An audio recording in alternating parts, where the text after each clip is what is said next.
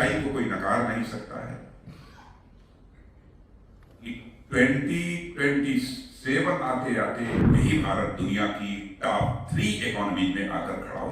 भारत अब इकोनॉमिक और strategic power बन गया है, यह चाइना भी स्वीकार करता है।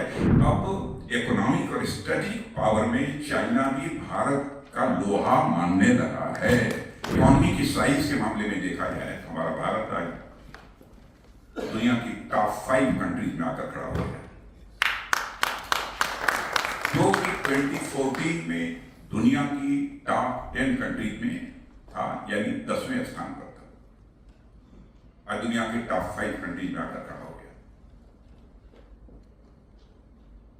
और मैं नहीं कह रहा हूं, बल्कि दुनिया की मानी जानी फाइनेंशियल फर्म्स उन्होंने कहा है, मॉर्गन स्टैनले ने कहा, फर्म ने कहा इस सच्चाई को कोई नकार नहीं सकता है कि 2027 आते आते, यानी आज के लगभग 3 साल के बाद, यही भारत दुनिया की टॉप 3 इकोनॉमी में आकर खड़ा हो।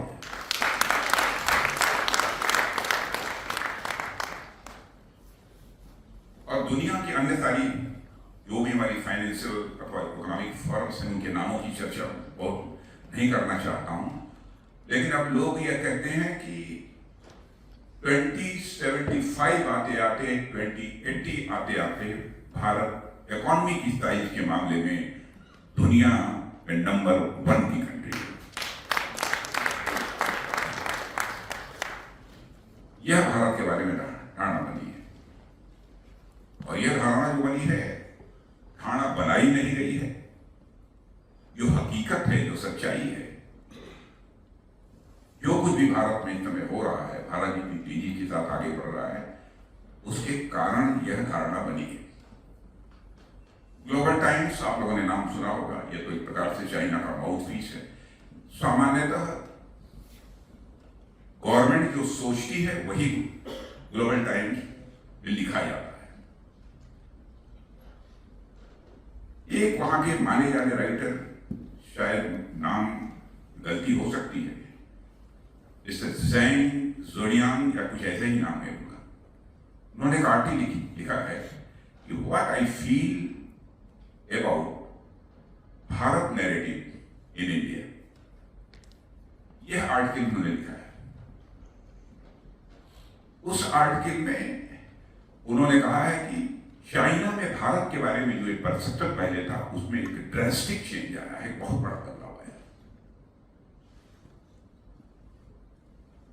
चाइना गवर्नमेंट भी यह मानती है कि भारत में इकोनॉमिक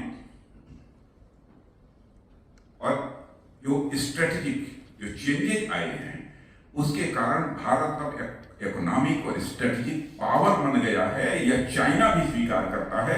यह चाइना के रहने वाले एक राइटर ने ग्लोबल टाइम्स में लिखा है, जो कि जो है चाइनीज गवर्नमेंट का ये माउथपीस पेपर है।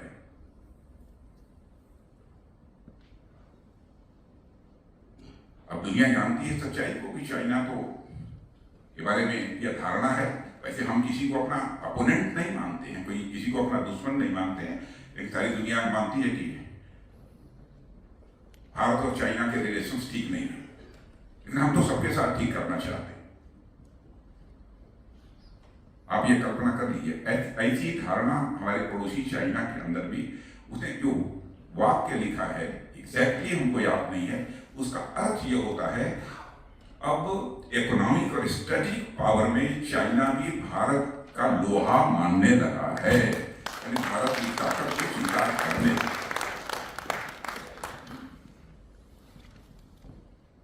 यह भारत के बारे में धारणा बनी है, यानी भारत तेजी के साथ आगे बढ़ रहा है।